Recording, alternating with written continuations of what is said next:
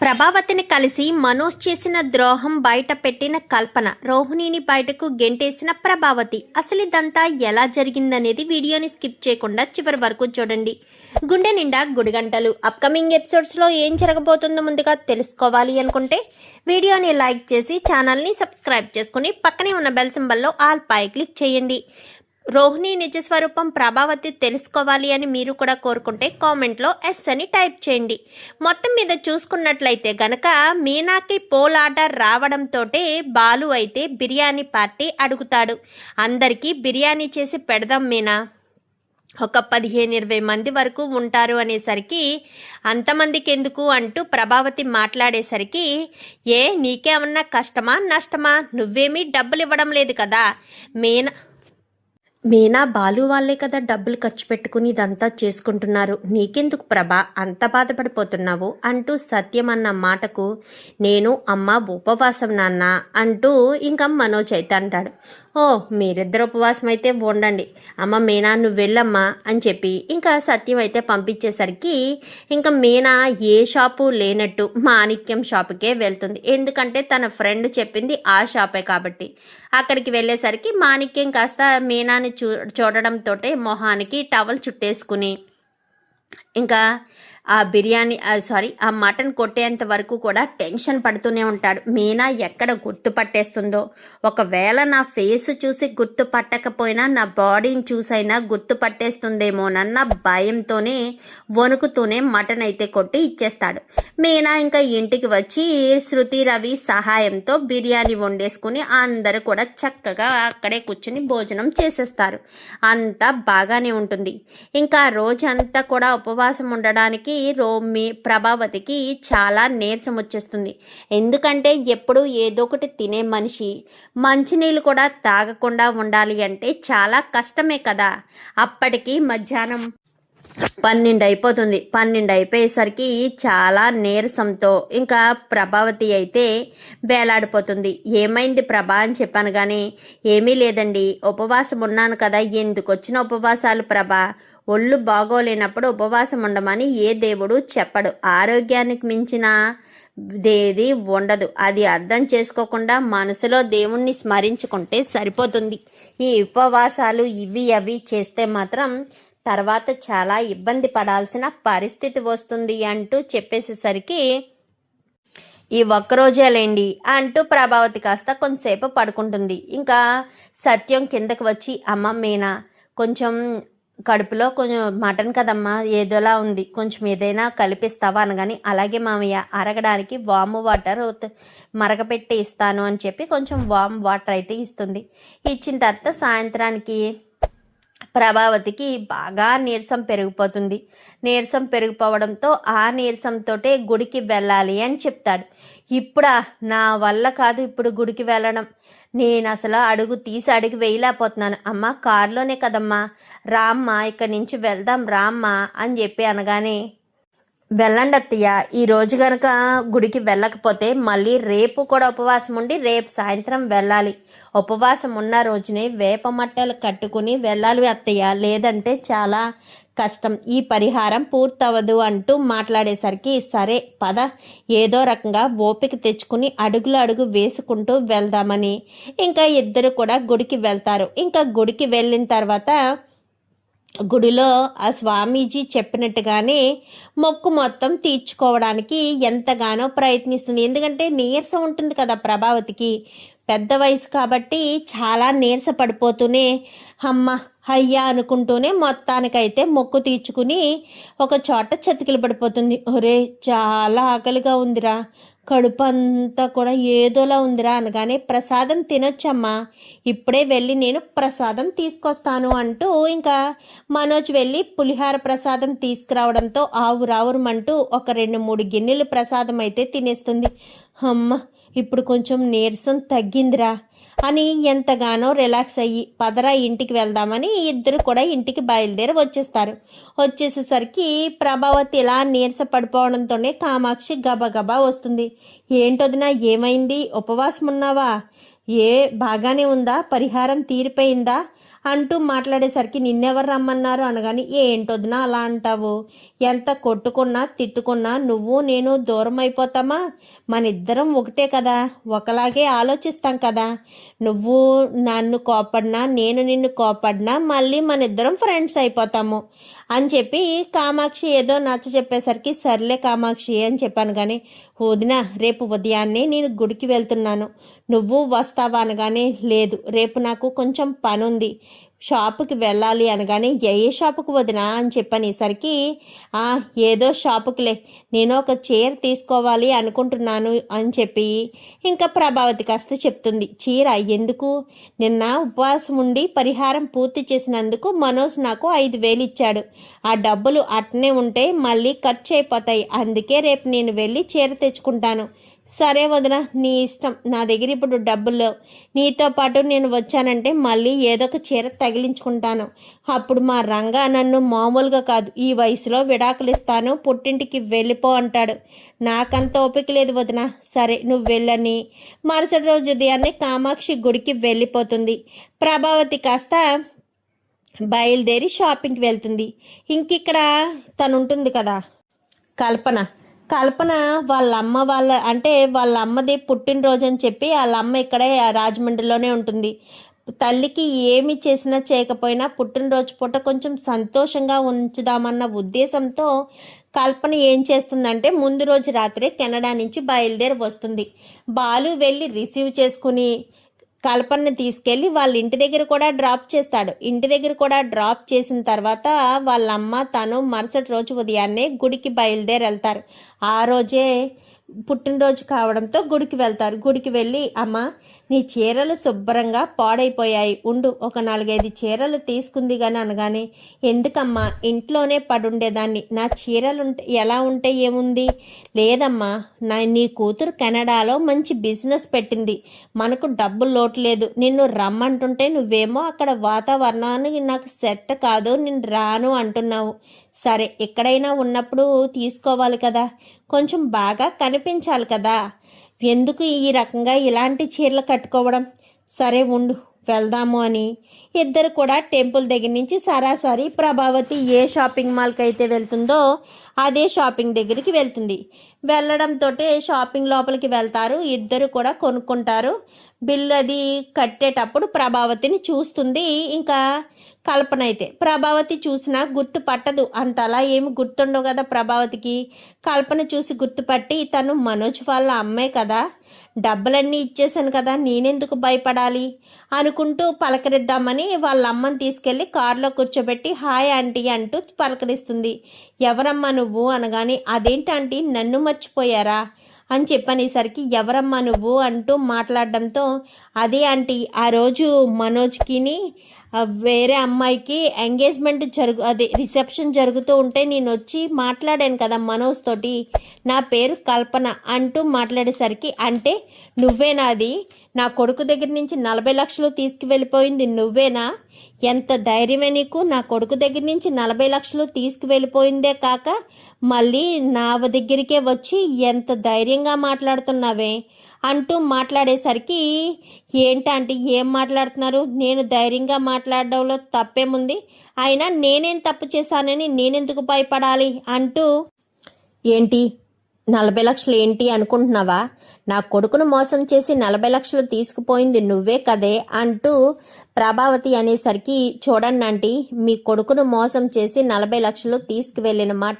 నిజమే కావచ్చు, అయినా నేను మీ కొడుకుని ఏమీ మోసం చేసి చేయలేదు, మీ కొడుకు నన్ను వాడుకున్నాడు, ఆ ఉద్దేశంతోనే నేను మోసం చేశాను, అందులో తప్పేముంది, అయినా మీ కొడుకు ఏమన్నా మామూలోడు అనుకుంటున్నారా, నీ కొడుకు నన్ను బాగానే వాడుకున్నాడు అనగానే నోర్మి ఏం మాట్లాడుతున్నావు, సరే ఆ 40 లక్షలు ఏవి, ఆ 40 లక్షలు పట్టుకెళ్ళేనా ఈ సోకులు ఈ ఆర్భాటాలు ఈ హంగులు ఇవన్నీ చేస్తున్నావు అనగానే ఏంటంటే ఏం మాట్లాడుతున్నారు, 40 లక్షలు అని నన్ను అడుగుతున్నారేంటి, ఆ 40 లక్షలు మీకు ఇచ్చేసి అప్పుడే సుమారు 4 నెలలు అవుతుంది, ఇప్పుడు అడుగుతున్నారేంటి నన్ను డబ్బులు అని చెప్పాను. కానీ ఏంటి 40 లక్షలు ఇచ్చేసావా, ఎవరికి ఇచ్చావు ఎప్పుడు ఇచ్చావు అంటూ ప్రభావతి అనేసరికి చూడండి ఆంటీ నేను 40 లక్షలు మీ కొడుకు మీ కోడలు అదే ఆ రోహిణికి పోలీస్ స్టేషన్లోనే 40 కాదు 45 లక్షల రూపాయలు నేను ముట్ట చెప్పాను అంటూ మాట్లాడుతూ ఉండగానే, ఏంటి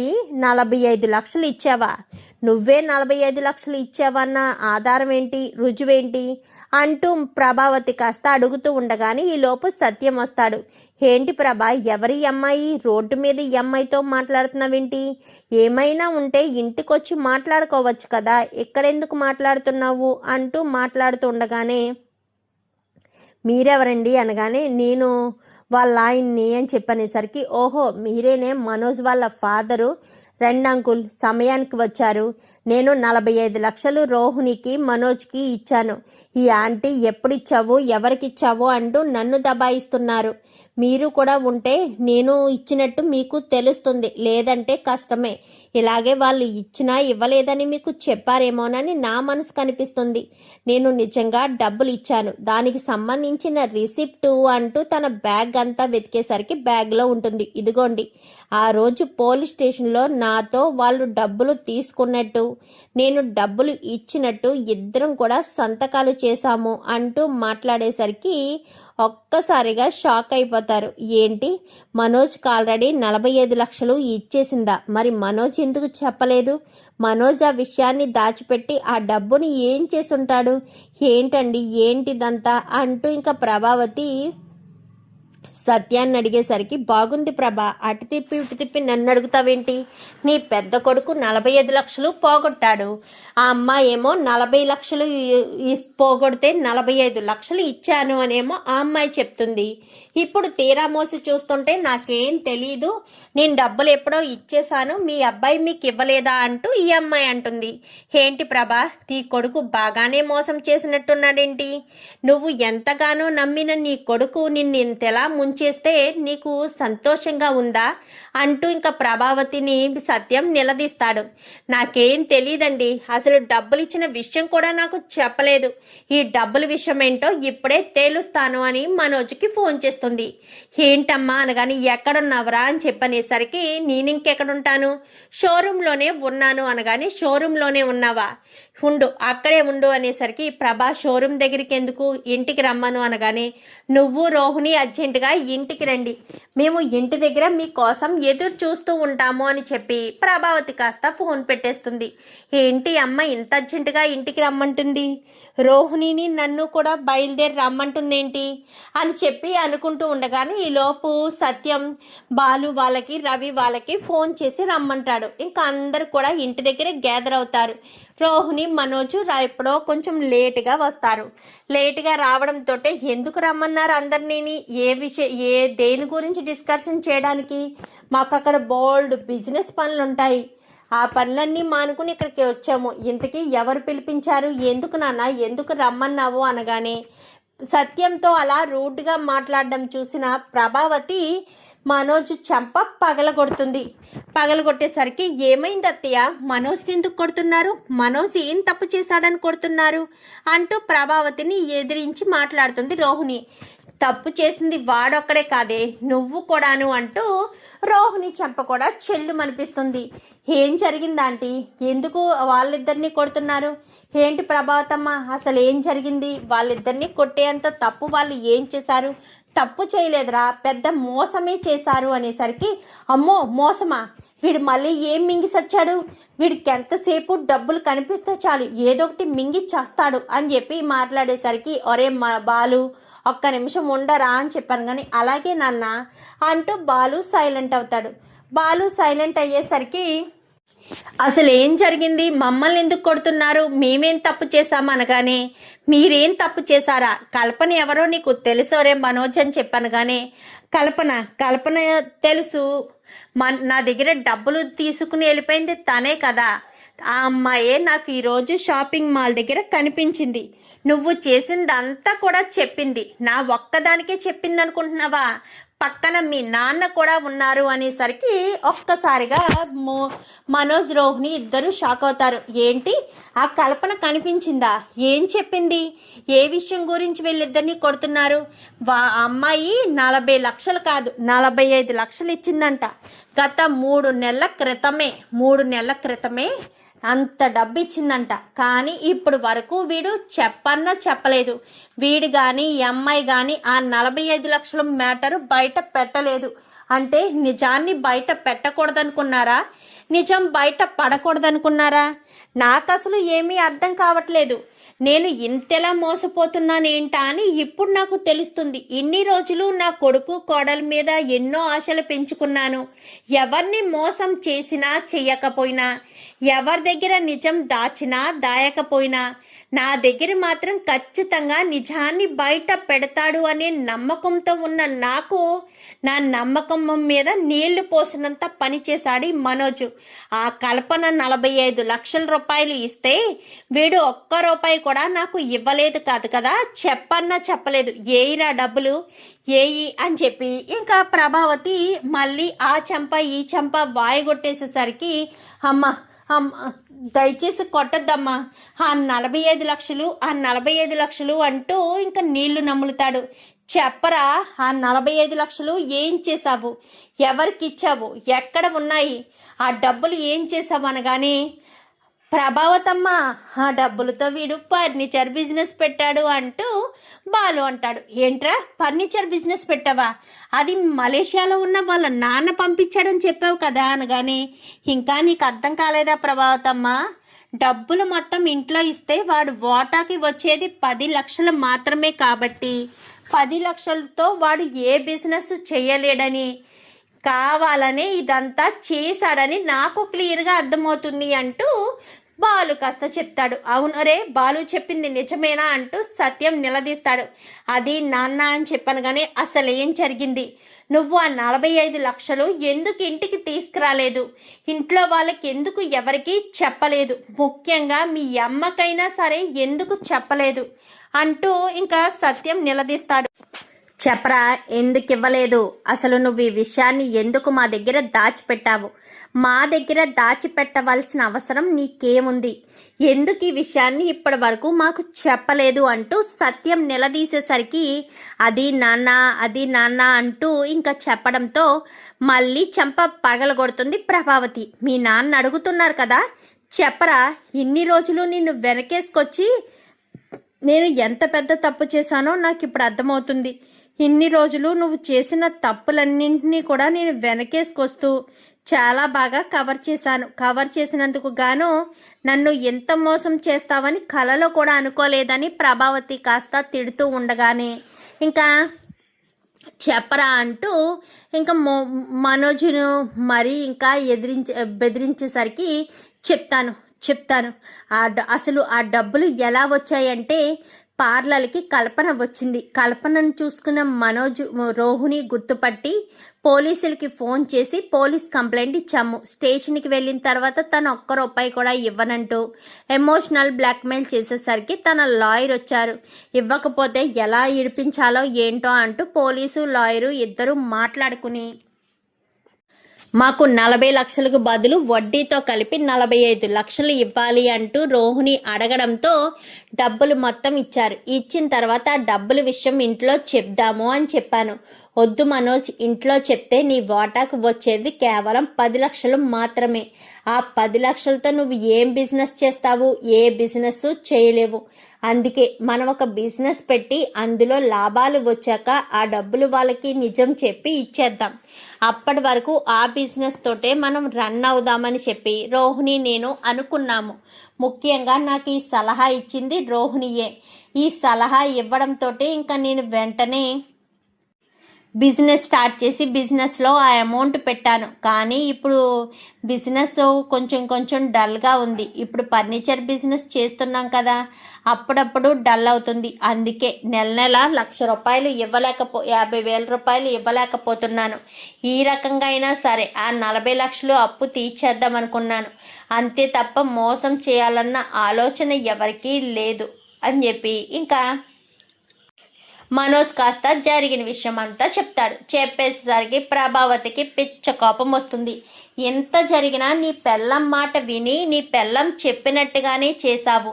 నాతో ఒక్క మాట చెప్పలేదు. నీకేదైనా అవసరమైనా ఏదైనా చెయ్యాలి అన్నా మీ అమ్మ గుర్తొస్తుంది, కానీ ఇలాంటి వాటికి మాత్రం మీ అమ్మ గుర్తురాదు కదా అంటూ మాట్లాడేసరికి, అది కదమ్మా, నేను ఇదంతా కావాలని చేయలేదు, రోహిణి చెప్పడం వల్లే చేశాను.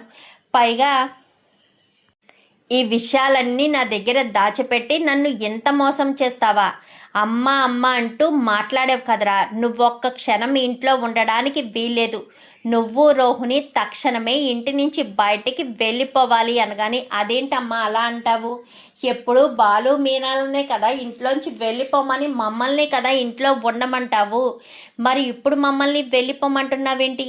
నువ్వేంటో నీ మనస్తత్వం ఏంటో తెలిసిన తర్వాత కూడా ఇంకా నిన్ను భరించాల్సిన అవసరం నాకు లేదురా. నిన్ను భరించే ఓపిక కూడా నాకు లేదు. నువ్వింత దుర్మార్గుడువని, ఇంత దారుణంగా ప్రవర్తించేవాడవన్న విషయం తెలిసిన తర్వాత నీ మీద నాకు ఎంత చిరాకు అనిపిస్తుందంటే అంత చిరాకు అనిపిస్తుంది. నువ్వు అసలు నాకు అబద్ధం చెప్పావు. ఎన్ని అవసరాలు తీర్చానురా, ఎన్ని మాటలు పడ్డానురా. దొంగ అయ్యాను, మోసగత్తయ్యాను, భర్తను మోసం చేసిన భార్యగా మిగిలిపోయాను. ఇన్ని మోసాలు ఇన్ని చేస్తే నీకు మాత్రం నీ పెళ్ళానికి చెప్పుకొని నీ పెళ్ళం ద్వారా అమౌంట్ వచ్చిందని చెప్పి నువ్వు ఈ రకంగా ఇలా చేస్తావని కలలో కూడా అనుకోలేదు. చిచ్చి అంటూ ఇక ప్రభావతి ఒక్క క్షణం ఉండడానికి వీల్లేదు. నువ్వు రోహిణి ఇద్దరు పైకెళ్ళి మీ బట్టలు మీరు సర్దుకుని కిందకి రాకపోతే మాత్రం మర్యాదగా ఉండదనేసరికి, అది కాదత్తయ్య అని చెప్పాను. కానీ నువ్వు మాట్లాడుకో. ఇంతకీ ఆ 25 లక్షలు మీ నాన్న ఇచ్చాడని అబద్ధం చెప్పి మరీ బిజినెస్ పెట్టించారు కదా. మీ నాన్నను గొప్ప స్థాయికి తీసుకెళ్ళి నా భర్త పరువుని నడి రోడ్డు మీద వదిలేశారు. ఇలాంటి మిమ్మల్ని నేను అస్సలు వదిలిపెట్టను. మీరు ఒక్క క్షణం కూడా ఇంట్లో ఉండడానికి వీల్లేదు. తక్షణమే నా ఇంట్లోంచి, నా వీధిలోంచి, నా ఊరు నుంచి వెళ్ళిపోండి. లేదంటే మాత్రం నేను ఏం చేయడానికైనా వెనకాడను అంటూ ఇంకా ప్రభావతి చాలా గట్టిగానే మాట్లాడుతుంది. ఇంకా అది కాదత్తయ్య, ఒక్కసారి మేము చెప్పేది వినండి. మేము చేసింది తప్పే, కానీ మనోజు గొప్ప స్థాయికి ఎదగాలన్న ఉద్దేశంతోనే కదా చేశాను. అంతే తప్ప మిమ్మల్ని మోసం చేయాలని కాదు, ఎవరిని మోసం చేయాలని కాదు. కరెక్టేనమ్మా, నువ్వు చెప్పింది కరెక్టే. మనోజ్కి గొప్ప స్థాయి చెందాలని అన్న ఉద్దేశంతో చేశావు. అదే మాట ఇంట్లో వాళ్ళకి చెప్పి చేయొచ్చు కదా. మీ సంతోషాన్ని ఎవరైనా చెడగొడతారా? మీరు సంతోషంగా ఉంటే ఇంట్లో వాళ్ళంతా సంతోషంగా ఉంటారు. అంతేగాని నువ్వు వాళ్ళ గురించి వీళ్ళ గురించి ఆలోచించి వాళ్ళు చెడగొడతారు వీళ్ళ చెడగొడతారు అని ఎప్పుడు కూడా ఏమీ అనుకోవద్దు. అర్థమవుతుందా? ఎప్పుడు కూడా మనం భవిష్యత్తులో మనం చేసిన మంచి మాత్రమే మిగులుతుంది. ఆ మంచి ఏంటో నీకు బాగా తెలుసు. మరి అలాంటి తప్పుడు నువ్వు జాగ్రత్తగా ఉండాలి కదా. ఇక మీదట నీకు ఎలాంటి ఇబ్బంది లేకుండా చూసుకోవాలి కదా అంటూ మాట్లాడేసరికి, అది కాదు ఒక్కసారి అంటూ మాట్లాడుతుండగానే ఒక్క క్షణం కూడా మీరు ఇంట్లో ఉండడానికి వీల్లేదు అంటూ ప్రభావతి కాస్త వాళ్ళిద్దరిని మెడపట్టి బయటకు గెంటేస్తుంది. ఏంటి మనోజ్, ఏంటిదంతా? ఇది మన మంచికే. మనం ఇంటి నుంచి వెళ్ళిపోయామని వాళ్ళు బాధపడాలి. అందుకే మనం వెళ్ళిపోదామని ఇంకా పైకెళ్ళి బట్టల బ్యాగ్లు తెచ్చుకుని కిందకు వస్తారు. పదండి బయటికి అని ఇద్దరిని కూడా మెడబట్టి బయటకు గెంటేస్తుంది.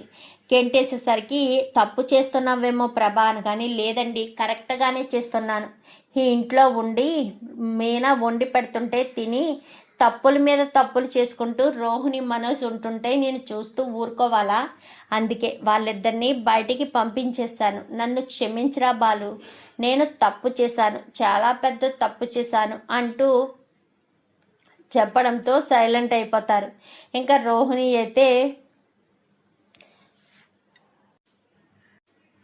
అమ్మయ్య ఇంకా ఇంట్లో ఉండే పని లేదు, అబద్ధాలు చెప్పవలసిన అవసరం లేదు. మనోజ్ని నా గ్రిప్లో పెట్టుకుని నేను జీవితాంతం మనోజ్కి తోడుగా ఉంటాను. మనోజు నేను ఒకటే అన్నట్టుగా బ్రతకాలి. లేదంటే మాత్రం మనోజ్లో కూడా తేడా వస్తుంది. అప్పుడు చాలా కష్టమవుతుంది అని చెప్పనేసరికి, సరే అని ఇంకా ఏం మాట్లాడకుండా రోహిణి మనోజ్ ఇద్దరు కూడా బయటికి వచ్చేస్తారు. ప్రభావతి లోపలికి వెళ్ళాక అందరికీ క్షమాపణ చెప్పి బాధపడుతూ ఉంటుంది. ఛ, ఇలా జరిగింది. ఎన్నో డబ్బులు వస్తాయన్నాను, ఒక్క మాట కూడా చెప్పలేదు వాడు. ఇంత దుర్మార్గంగా ఇంత దారుణంగా ఉంటారా? ఈ రకంగా నాకు ఒక్క మాట కూడా చెప్పకుండా ఉంటారని కలలో కూడా అనుకోలేదు అని చెప్పి ఇంకా ప్రభావతి కాస్త చాలా చిరాకు పడుతూ అక్కడి నుంచి వెళ్ళిపోతుంది. చూద్దాం మరి రాబోయే ఎపిసోడ్స్లో ఇలాగే జరగాలని, రోహిణి మనోజ్ బండారం బయట పడాలని మీరు కూడా కోరుకుంటే వీడియో నచ్చితే లైక్ చేసి ఛానల్ని సబ్స్క్రైబ్ చేసుకుని పక్కనే ఉన్న బెల్ సింబల్లో ఆల్ పై క్లిక్ చేయండి. Thank you for watching.